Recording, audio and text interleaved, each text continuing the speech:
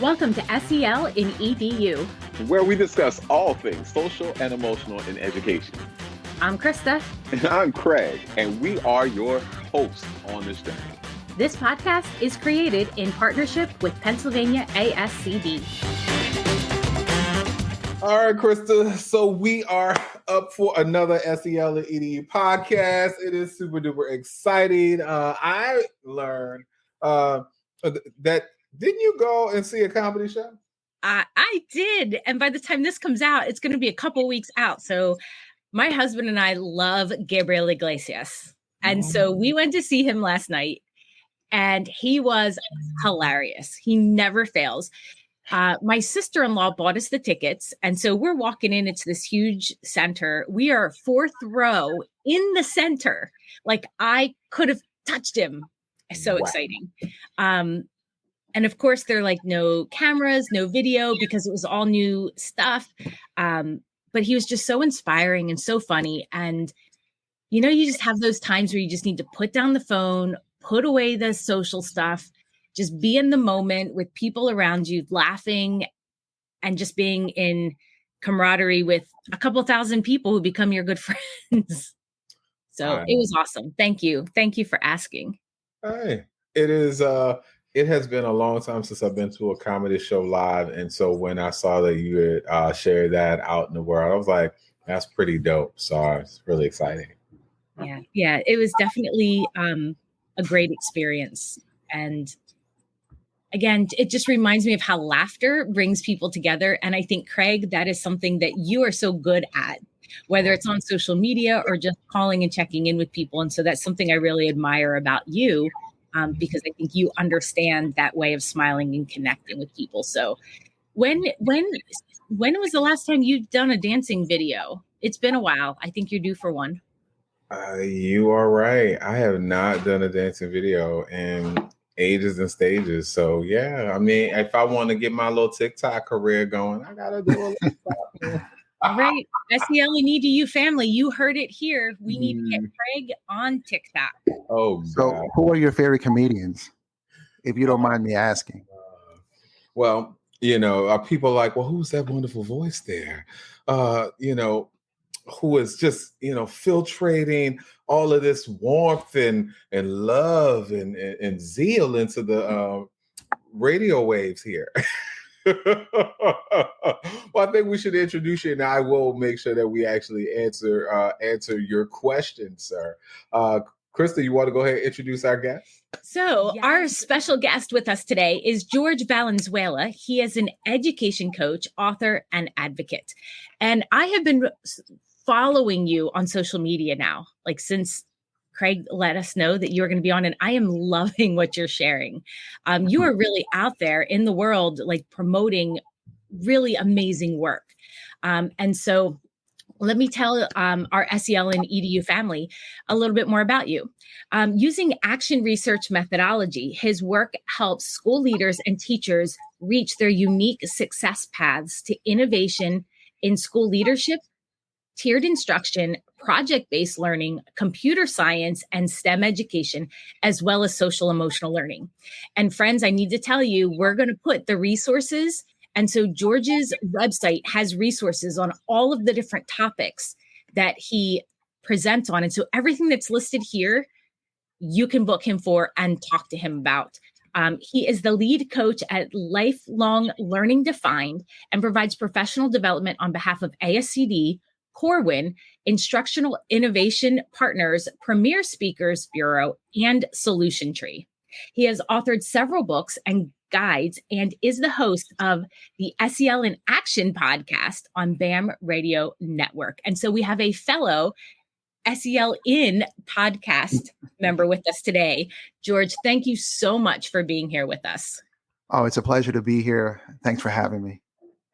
Oh, I have to, you know, I have to say, like, I absolute fandom because one, to, you know, have, you know, I'm one man of color who I respect so much, and you have changed the game in ways that I am hopeful for. And for me, I've, if I'm being honest, I've seen few men of color who make STEM accessible, relatable, personable, and you do it with such grace, and you're always authentic and humble. And I was like, okay, I don't know. I'm like, George is out there in the world, like he's doing big stuff. He's international and booked. And when you said yes, I was like, what? It blew my socks. Well, look. Blew my socks off. All right, no. So, The Rock, Dwayne Johnson, said that you should never be too important to be nice, to be a nice person. So I'm one of you, Craig and Krista. It just so happened that I've been fortunate to make a breakthrough. But what you're seeing online right now was 15 years in the making. We could never look at a person and be like, whoa, look at what they're doing. No, you have to know their story first. And I don't think there's a person that we wouldn't love and we wouldn't understand if we found out what their story is. Mm-hmm. So I know you have your questions down, but I'm encouraging you to make this a podcast for your listeners and ask the questions that they want to know. Yeah, make it about that. Well, and I think that's important because when we first came up with this podcast, we're like, what are some questions we can ask people? And honestly, I don't know that we've ever really asked them because we hear the uniquenesses that the guests bring and we feed off of that. And so, and you bring so many great uniquenesses here, like Craig said, with STEM and PBL, and I'm like looking at your SEL strand there and pieces. But you asked Craig an important question, and I'm going to bounce that back to you then too. So we were talking about comics and people that we like to listen to make us laugh. And so Craig, I'd love to hear who your favorite comics are. And then George, do you mind jumping in and sharing as well? Oh yeah, of course. Yeah. So I love Kevin Hart. Absolute respect for Kevin Hart. I was listening to a podcast that he was doing with the Breakfast Club. And so he talked about he has evolved from where he was before and how he is continuing to invest in others at this point. He has done the things that he set his sights on, and now he's actually creating space and time for other projects and other people, and how important that investment is into folks. And so for me, I have a great respect for Kevin Hart. I also respect comics like Some More, because I grew up on Some More as a comic as well, George Lopez, and a host of others who make it so can talk about the things we all are thinking about, but they say it and they push it out there. And so I really appreciate some of those comics that I've named and more. Yeah, so I want to piggyback off Kevin Hart. I spent since 2014 till around 2019, like right before the pandemic, I spent a lot of time on the road. And between that time, I went to 25 states and over 70 cities in our country. I just wasn't known because I was delivering 3-day workshops, PBL workshops. And in those workshops, I got to learn a lot about all kinds of teachers, rural, inner city, big city, small city, high performing, low performing, you name it. And along with that and my previous experience as a central office admin, and we did a lot of learning walks where we visited all the classrooms, I got to know all the spiraling standards in the content areas. So around that time, something inside me was telling me that I need to do this and that it's important that I be in classrooms and I meet all these different people and that I'm learning education in many different contexts. And I had fear, anxiety, not sure of how I was showing up in different spaces. I was always rocking out, but I always had a lot of anxiety. So one of the things that I knew is that I needed a mentor. And I read a quote by Bill Gates. He said, if you don't have a mentor yet, you have to read the books of the people that have already accomplished what you accomplished. So I haven't met anyone that has accomplished what I want to accomplish, but there's a lot of successful people. So I got the audio book. I can't make this up. The Kevin Hart story. Mm-hmm. And what's so inspiring about him is that when he couldn't make it in Hollywood or in SNL, he basically went on a 7-year tour of the country doing stand-up for $2,500 a show. Very similar to my story, going around the country. And by the time he pulled up in Hollywood again, he had 10 million Twitter followers, MySpace followers, and it became so crazy that he said that when he got into Hollywood and back to SNL, it's almost like they couldn't say no, because saying no to him was hurting their brand. Mm-hmm. And not only that, he brought his team with him, Red Cup Boys, and they became a writing team where not only do they help him write, but they write for other comedians, and they write movies and stand up, and they now have their own businesses. So that's very inspirational. And I heard the book like 3-4 times. I'm a big fan. But who I really love is Martin Lawrence. Man, when I was in college, high school and in college, right? Like in college, all the reruns were on. I would record it on VHS. Remember VHS? Oh, yes. Yes. And I would come home after class, late at night, and after hitting the library, and I would just watch the episodes. And it's amazing that my two children that are now 20 and 17 love Martin as well. Mm-hmm. So. Yeah. Kevin Hart talks about the fact that Martin Lawrence is one of the most underrated comics, but is one whom made careers for tens of other comics. Hustle Man, Brother Man, right? All of them. Yes. Tracy Morgan, yeah. Oh, yeah. Oh, yeah. Martin just ran out of gas. Mm-hmm. He was living fast and living hard, but in my opinion, he had the greatest sitcom ever, in my opinion. Culture shifting. Yeah. Yeah. I think so. Am I remembering Shanae? Oh, yeah. Oh, yeah. Shanae. Okay. Oh, my God. Okay. I'm like, I think, let me dig back in to my, I think so. Mm-hmm. Like where he was playing multiple parts. Oh, yeah. Like every time Gina and Pam came over Martin's house, Shanae would be outside and be like, oh, looky. Mm-hmm. Look at the business women, and then start messing with them, and Pam about to fight her. It was hilarious. I used to love those shows. Yeah. I want to, I am curious. You talk about Kevin Hart having a squad that does, that he has been working with and has been part of an architecture of Heartbeat Productions and Heart Nation and more. Who serves as your Red Cup boys, if I may, coin that for a moment at this time? So right now I have my daughter working for me. She does all my books, and she's amazing.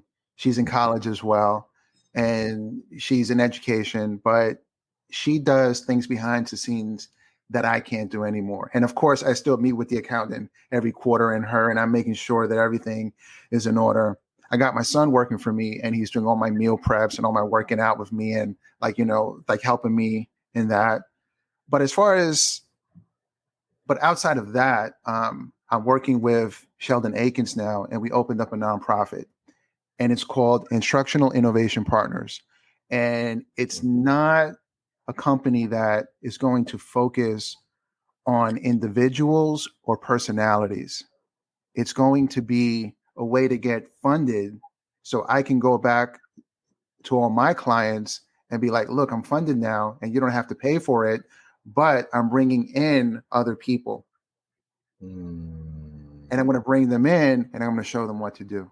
Not everyone is a hybrid of business owner, writer, podcaster, all these different things. And I understand that, but there are people that have talent and they just need a helping hand, or they just need exposure. So that's what my next thing is. And I'm hoping that by this time next year, we have our own conference. We just have our own way of doing things because we know what to do already. So there's folks like you, and other people that I really want to partner with, learn from, and just show. See, it's not being about being a great entrepreneur or being a great teacher. It's that, but you also have to be a great person, a great father, a great mother, husband, wife, whatever, partner. So it's a mix of all those different things. And I'm a fan of people like Kevin Hart, of The Rock, Ed Milet, because these are entrepreneurs, right? That they're doing all these different things, but they're doing it at a high level, and they do have a team. So these are uncharted waters for me and for a lot of people. So I'm just learning it as I go along, but that's my intention, is to now expand that universe so that other people can do what they want to do with their business. And by the age of 55, I will stop doing what I'm doing and then just do that. And I'm 47 now, so it's not too far away. What? 47? Yes, sir. Get out of here, man. Come on now. I'm I serious. don't believe it. Sorry, I'm not buying it. Where do you think all the wisdom comes from, man? It's from making mistakes. It's from living a long time, right? Raising kids. Okay. All right. I'm gonna sit on that. Go ahead, Chris.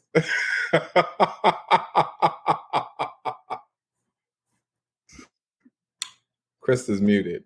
Yeah, she's talking to us. She is talking to us. I am. I'm lamenting my age. I'm like, oh, I'm 45. Huh. What does this mean? I mean, honestly, I didn't start feeling smart until around 37. That's my lucky. And I didn't really know what I was doing until like 45.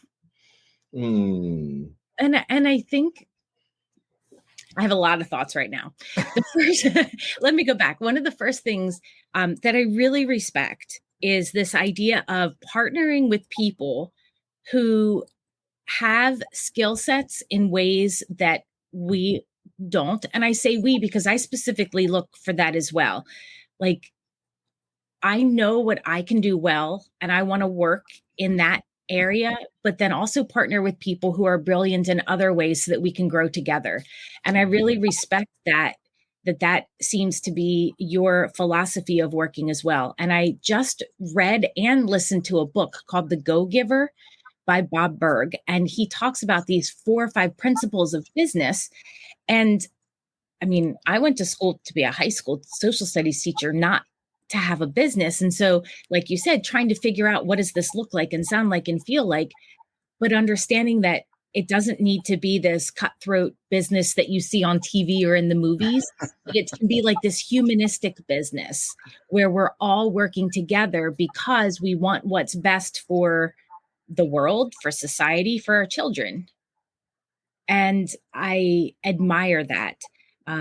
And I think, too, what I'm really respecting about the work that you're doing is it's SEL infused with the academic pieces, because I think sometimes people separate that out.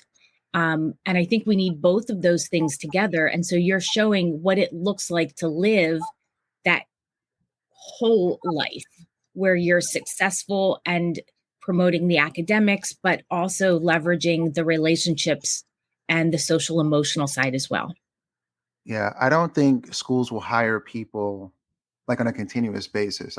There's a difference in doing a motivational keynote and having a long-term contract to help improve instruction. It's 2 different things, right?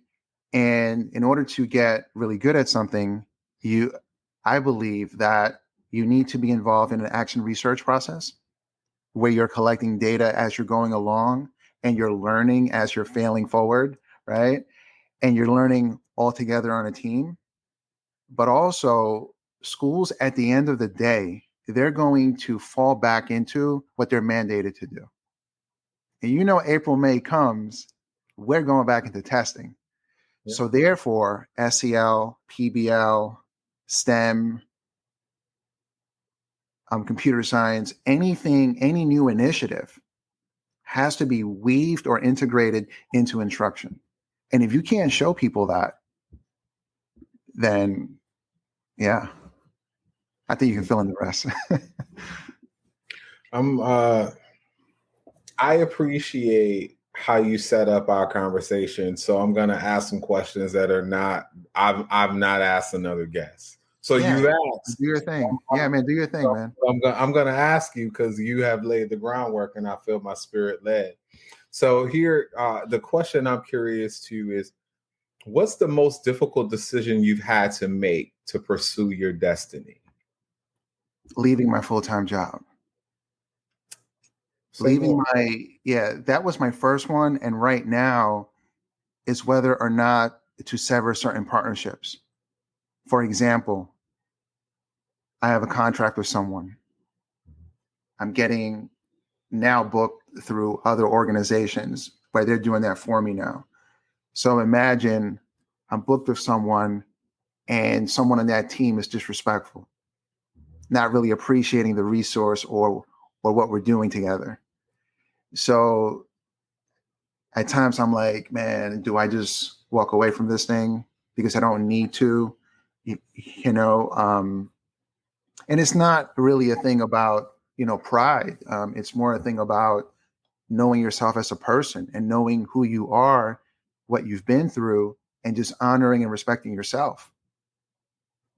Any relationship is a game of tennis. I hit the ball over the net, you hit it back. Me hitting the ball over and running back around to hit it back to myself and then running back around to, catch the ball, that's not a relationship. And we all know that in education, in the home, in business, in any aspect of life, a team is not a group of people working together. A team is a group of people that are synergizing, are interdependent, have the same goals for that business or for that work. So that's what's happening there. In the past, it was leaving my job and, uncharted territory, no mentor, no one to tell me what to do. And I'm very big on my intuition. Oprah said this one time. She said, whenever I listen to anyone, man, I realized later I should have just did what my gut told me. And I can't validate it, but there's research that says that if you follow your intuition, that voice inside you is there for a reason.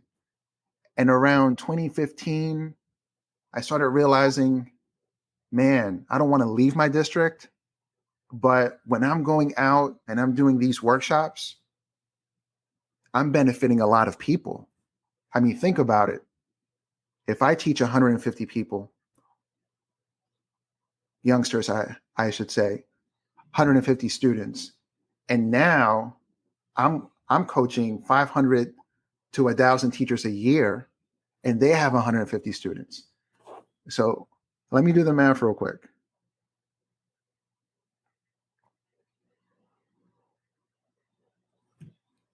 $150,000 students you've impacted times 1,000, right?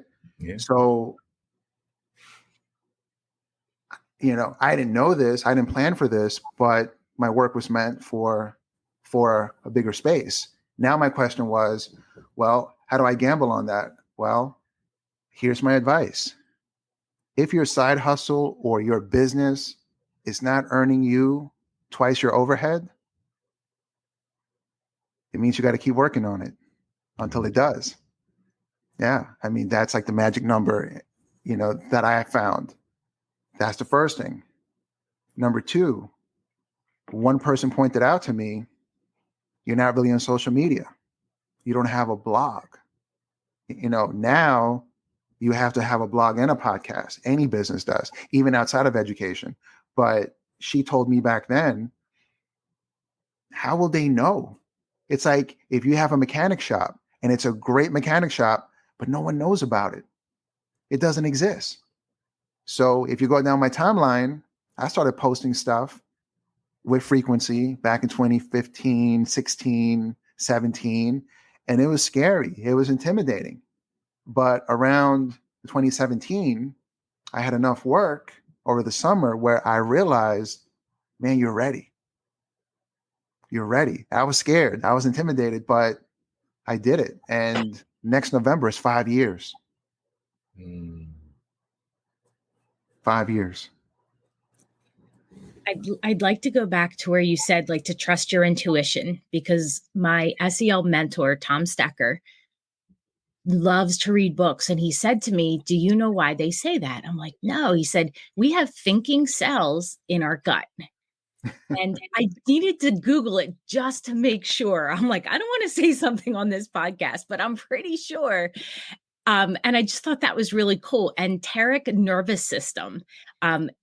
And so there really is something, like, if you're getting that feeling, that sense of intuition, and but you're feeling moved to follow that path, or, here's a difficult situation, like leaving that job, which I did as well 10 years ago. From, people are like, you left, you were near the top of the pay scale, you had health insurance, and you went back to be a graduate assistant. I'm like, I just felt like the time was right and I wanted to learn. And so I really admired those difficult shifts, because they're not easy. And taking that leap of faith and following your intuition, because you know that there's something different out there for you. And I love your perspective on the goal and connecting with more people and thinking of what the impact can be because of the skill sets that you've developed over time, and then how to bring other people along with you. And so, not really a question. So Craig, I know I can maybe kick it back over, but I'm really thinking about what this means for educators who want to pursue other routes because they have something different that they want to share, and that it's difficult and it's a struggle, but it's not impossible and it can be done. And when you connect with like-minded people, it makes it all the difference. It's not impossible, but you have to be prepared. And what I tell people is, there's a quote by Rory Vaden, and he's the CEO of Brand Builders.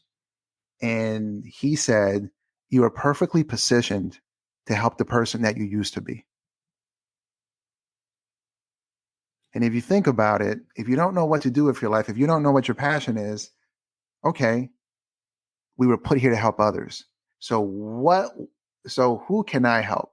Well, at one time, I was a struggling teacher. Now I'm not, so I can help struggling teachers. At one time, I was an administrator that needed to understand how to help my teachers. Now that I know how to do that, that's how I can help. So what I tell people is this: we have to know the difference between joy or happiness and stress. Joy and happiness is derived from within by doing something that you like to do or love to do. And stress is also internal from doing something you don't want to do. Now that we know the difference, it's important to figure out, well, what do I like to do? And you can write it down. It could be hiking. It could be watching movies. It could be teaching, like in my case, is teaching and learning. It could be reading books, whatever. Now, all you have to do to be happy and to be fulfilled is to do more of that. And if you're not living in a state of happiness, of peace, I should say, or of contentment, then it means that we're doing stuff that is stressing us out. Now, once we have that figured out, then I think it's important to figure out, well, what's the difference? What's the difference between what makes me happy and what I'm passionate about? What you're passionate about is what you can't stop thinking about. It could be a cause that you want to change.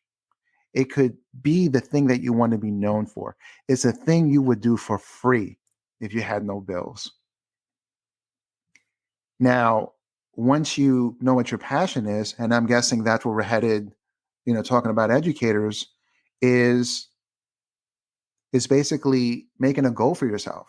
Like, I want to be able to do a podcast. I want to be able to write a book. I want to be on the road doing what George does, right? Whatever your, goal is. I want a PhD. Whatever your goal is. Well, there's two things that my action research has shown me. You have to seek advice from a tool, a resource, a coach, a teacher that has already accomplished what you want to accomplish. If you're taking advice from folks that haven't done that, it's like the blind leading the blind.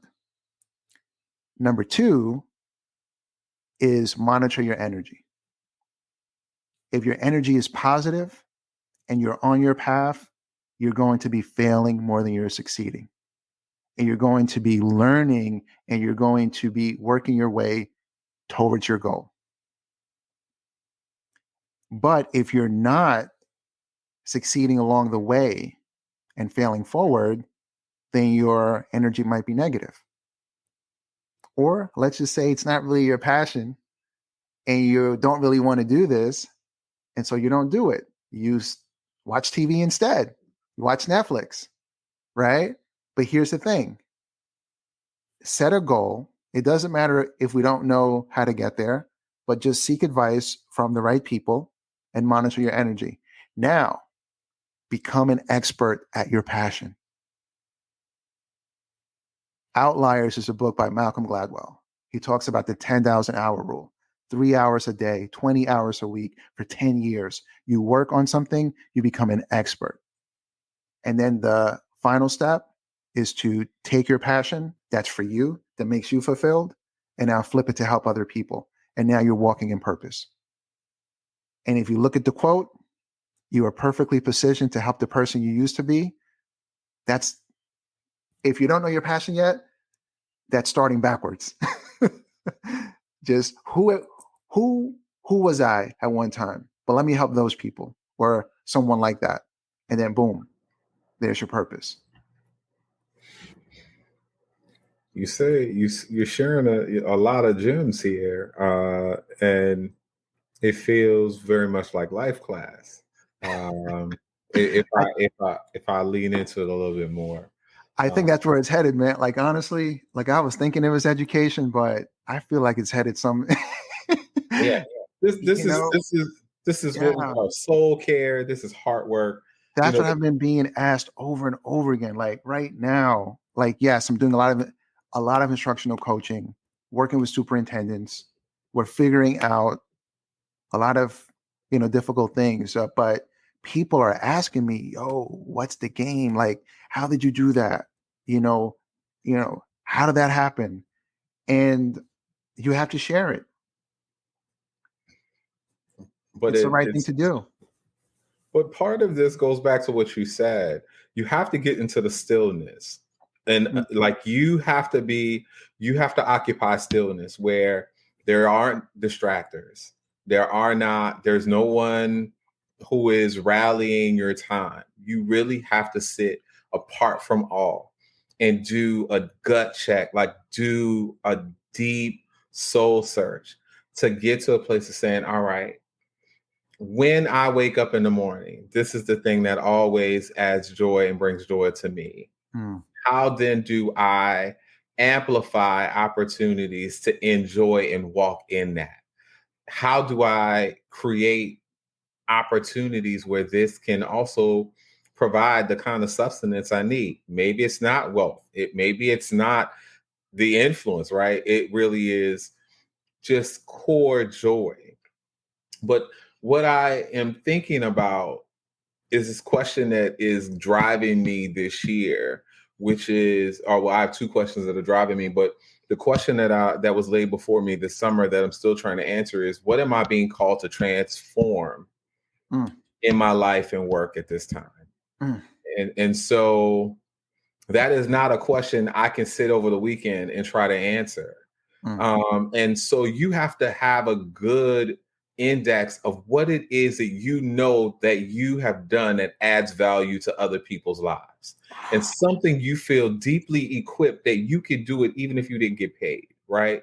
And so what you're talking about makes me think about this, because everyone can, you could say, this is my blueprint, this is my like, this is, here you go, here is the top 3 things you need to do that I'm doing that will absolutely has made me successful, whatever success is. However, they're not you.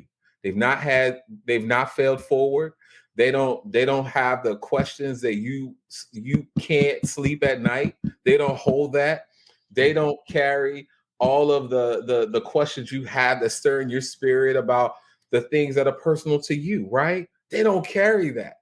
And if it's not their passion, they won't be able to do it for the long haul. Absolutely. Yes. You know, Craig and Krista, there's something you said just now that really brings me back to 2018. Around 2018, I really felt like I needed a mentor. And there were several people in education that I reached out to, and they turned me down for whatever reason. Maybe they were too busy. It's cool. You know, people be like, oh yeah, man, I got you. But then when you reach out, it's almost like you're bothering them, right? So I had done a lot of work on myself, and I was in Miami. And I was in Miami doing a workshop. And on the second day, an older gentleman that was in the workshop, a teacher, he stayed back. And he said to me, man, this is life class in here, man. It's amazing. But in my head, I'm thinking, I'm not really where I want to be. So I said to him, man, I wish I had a mentor. Now, this guy's older, like he was like 60, veteran teacher, seasoned teacher, wisdom.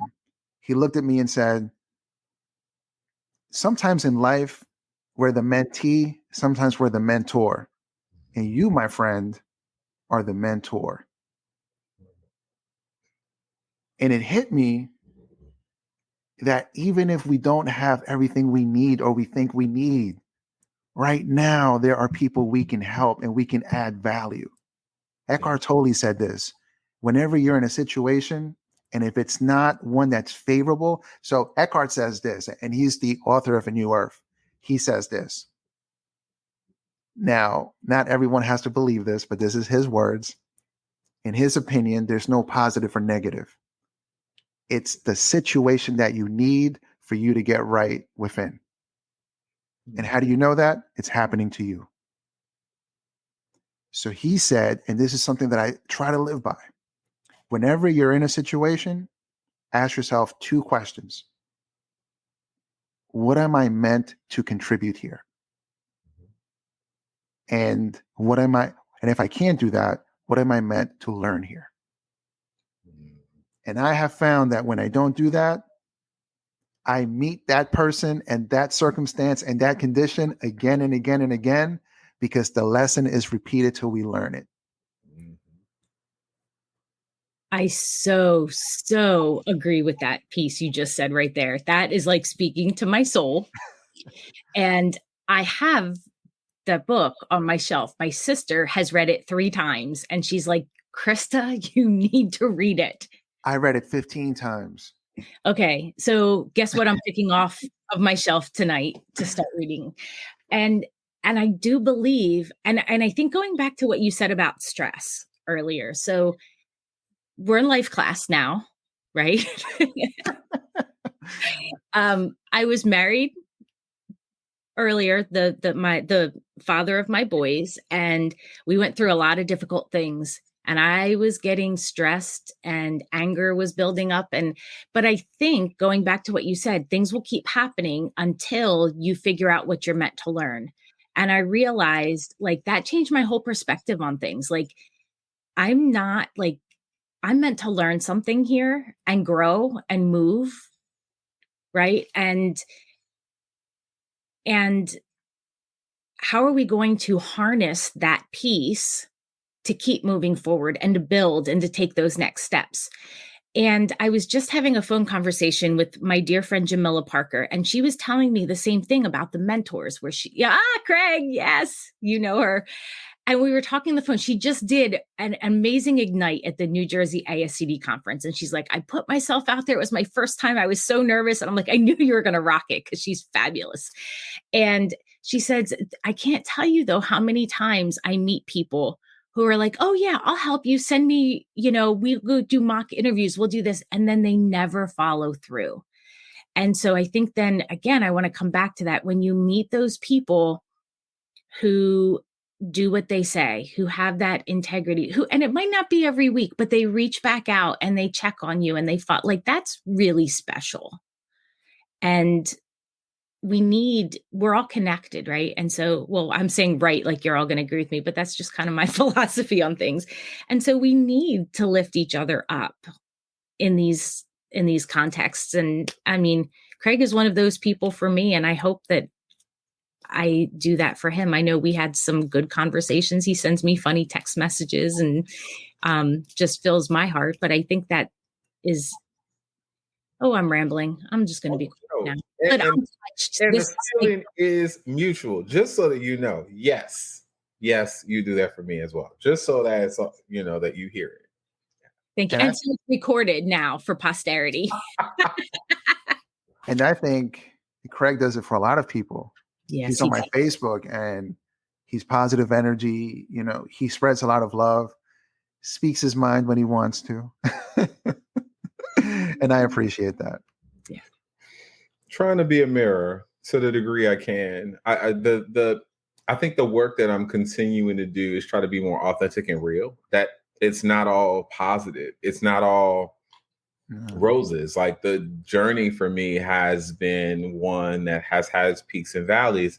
But what I'm working to do is make sure I give folks their flowers in real time, and do that because I want, like, George is someone who I've watched, and I've been like, fandom, because the walk is so authentic, and there are few men of color who are doing this in our space, and I'm grateful for you. Making time and space to do this. And Krista has always been a great light in my life, and one whom continues to talk me off ledges, and also creates a space where we can talk and share and be. And we don't have to be perfect. I don't have to put on airs. I can just be Craig, and Krista's Krista. And that is important. And that's the brave spaces we've built for ourselves. But, I'm really wrestling with, how do I continue to, at least if I'm being honest, how do I do that so that the gems that I do put out there of, here is the challenge, here is the trial I face, that it's done so that it's like, I want people to know I'm not perfect. And here's what I'm learning about myself through it all, but not because I'm feeling like I'm trying to put on a masterclass every time that I talk about the rise and the fall. I just honestly am trying to put it out there because I'm like, maybe someone else will learn or take something away from a issue that I had, and that maybe it'll help them in the end, because I don't want them to go through what I went through. Right? Yeah. So for me, and I met Alan Antoine from Alabama over the weekend in Portland, amazing educator. And he said to me, he's like, man, that was smooth, just smooth, like the whole delivery, right? And the thing is, everyone has issues in their life. And I know me, I'm not this calm all the time, but there's two examples. So I read a book called Relentless. It's by Tim Grover. And Tim was Michael Jordan's mental and physical coach in those Bulls years. And he was also Kobe Bryant's. So the whole Mamba mentality thing, that's from Tim Grover. A lot of people don't know that, and that all originates from Michael Jordan. And Michael Jordan said this along the lines of, you do your best work when you're at peace. Think about that. You do your best work when you're at peace. And even Kevin Hart, he said the same thing. Like in his book, he says this: I wasn't wanted. My dad was smooth with my mom, told her some stuff that he didn't mean. You know, he got his way with her. And she found out she was pregnant, and she said, man, I'm not ready for this. I don't want to deal with this. She was mad at him. Mm. So he said, I could tell the story like this: I'm not wanted. Or I can tell the story, man, my dad was passionate about my mom, and he pursued her with that passion because he just wanted to be with her. And they got together, and I was conceived and I was born, and they both did the best that they can. So you tell yourself one of those two stories, whichever is going to help you, right? That's one thing. Michael Jordan's another thing. But another thing is this: when you, and only people that have overcome a traumatic experience know this, you have to feel it to heal it. Yes. Can you say that one more time, just in case it's past people? Only people that have overcome a traumatic experience know this. You have to feel it to heal it. And what I have found is the same thing you said, Craig. There's stories from my childhood, from my life, which all people have, because every human being experiences emotional trauma, sometimes even psychological trauma, where they're stuck in a difficult emotion and they have PTSD and they need some trauma-informed therapy. But anyone that has overcome something traumatic knows you have to feel it to heal it. And I realized when something doesn't make you cry anymore, you've healed from it. But what you said, sometimes you have to share that with other people because they might need to see that transcendence is possible. So I try to live in those three different spaces. I try not to get overly emotional or highly emotional in situations that I can't control. I try to overcome my hurt, pain, whatever, and then share it because I do realize it's important. But also, I read Rakim's book, you know, the rapper Rakim, and he said that if you look at rappers before him, everyone's hype. The hip, hot, right? Like everyone is hype. You know, MC Shan was hype. Right. And he said that when he was in high school, he was a quarterback. And as a quarterback, you have to be in control emotionally. And you have to be on point. If you let your emotions get the best of you, you're the leader of the team. You'll overthrow the ball, right? You won't hit your target. So he said, I was rapping the way that I was a quarterback. And when MC Shan and Molly Mall recorded his first demo, they were like, that's not going to work, bro. And he said, well, that's the way I rap. And if y'all don't like it, it's too bad. And he became the blueprint for Coogee Rap, Nas, Big Daddy. Well, I don't want to say Big Daddy Kane, but all the rappers after that. So when I heard that, I said to myself, man, I need to prepare myself and be in a good mental state and be as smooth as possible. And then Rakim also said that when you start off smooth, you can freak it later on and then get hype as you go along. But if you start off hype, it's like a balloon, right? Right. It runs out of air. So I just said a lot of things, but I think you know what I'm talking about.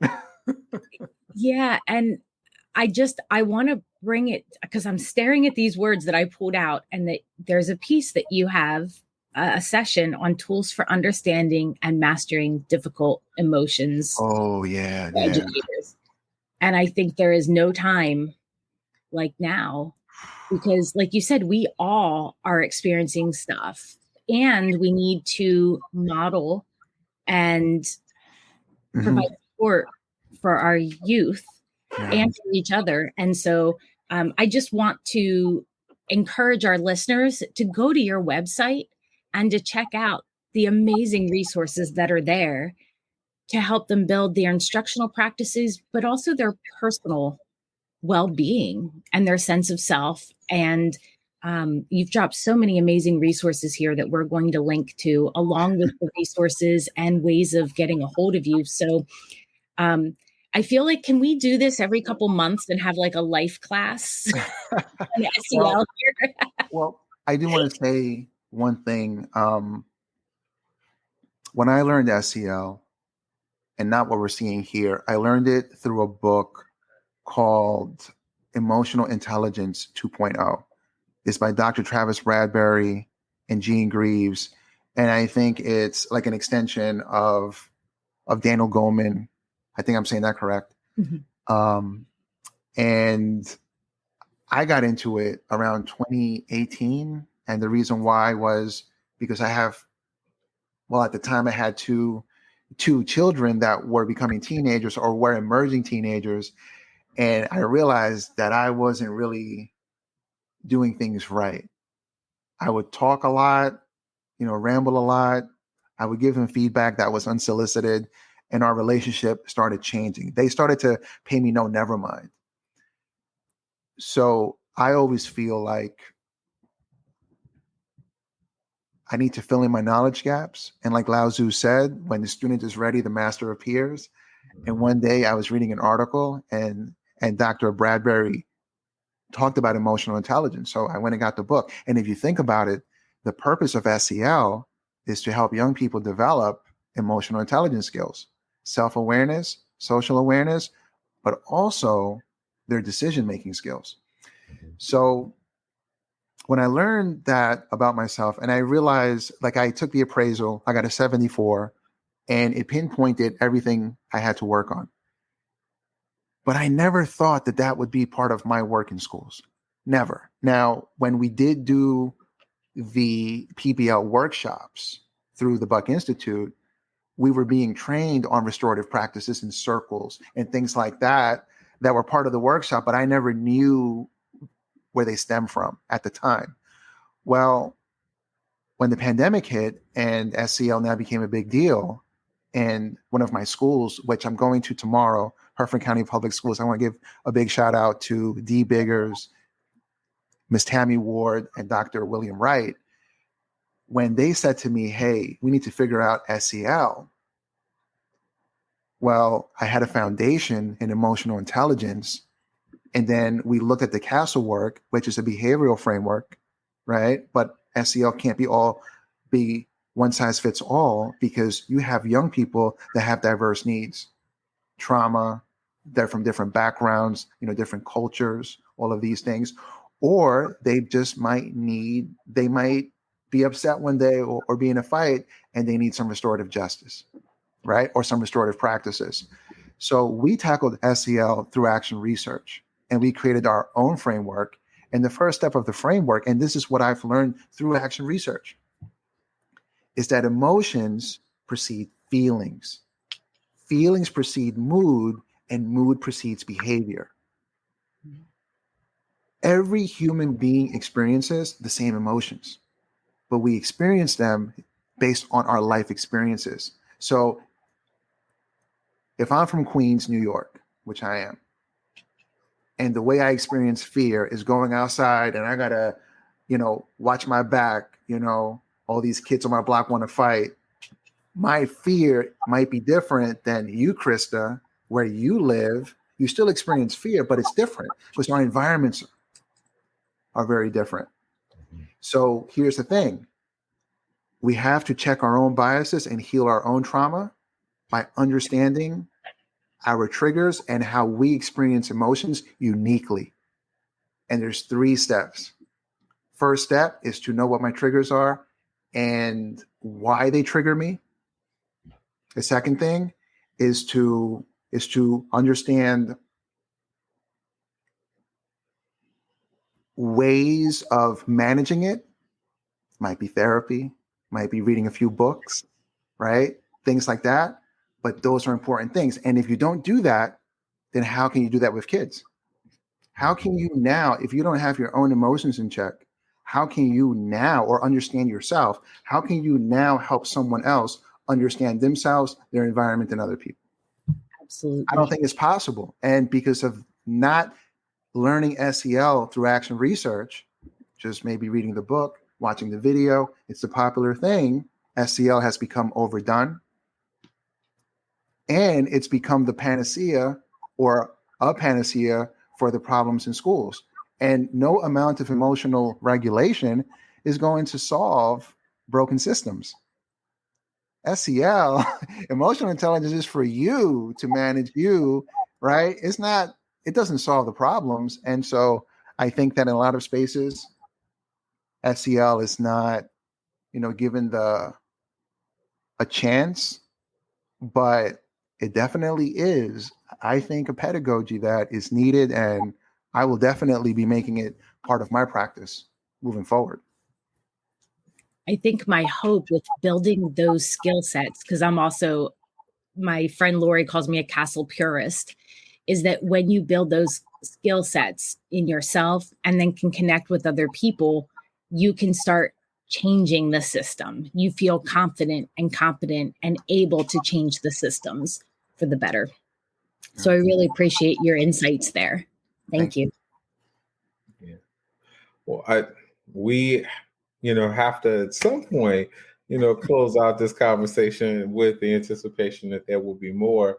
I have to say, like, I generally don't go into many conversations without a map and feel great. And this one was spot on. I felt my heart warms because there's so much. I cannot wait to actually listen to this one. And this is going to be one of those podcasts I'm going to listen to probably 10 times, just because you laid before us so many gems, and it's just it just feels great to be in space and time with you. So George, I know we're both grateful.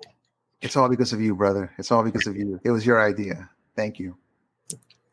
Oh, well, SEL and EDU family, I am absolutely a pure, fandom. My heart is just warm and fuzzy, and I'm feeling all kinds of things. This is great.